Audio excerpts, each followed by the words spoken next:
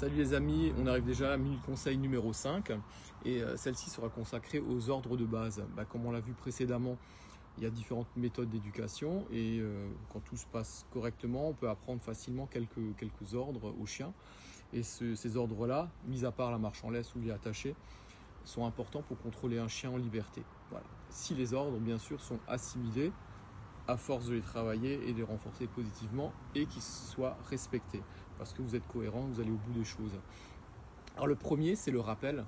Un chien, quand on l'appelle, il doit venir, il doit aller du point A, c'est là où il est, au point B, c'est vous.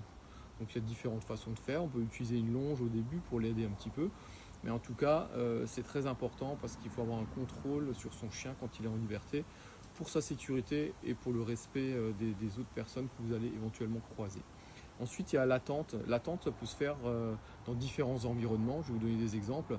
Vous avez rappelé votre chien, il y a des cyclistes qui passent, vous lui demandez d'attendre à côté de vous tranquillement.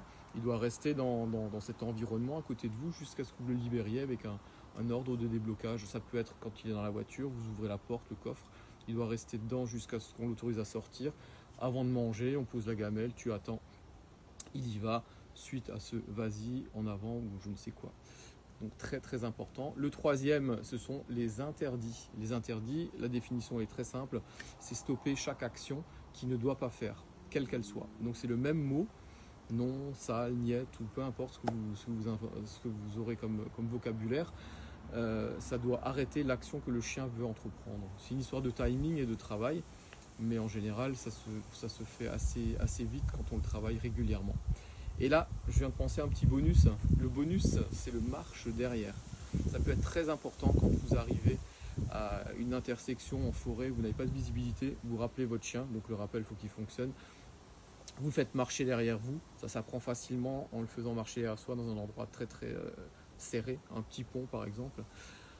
Et là, le chien marche derrière, vous arrivez avant lui, là où il y a de nouveau de la visibilité, et là vous pouvez lui demander d'attendre, le mettre en laisse ou l'autoriser à repartir s'il n'y a rien.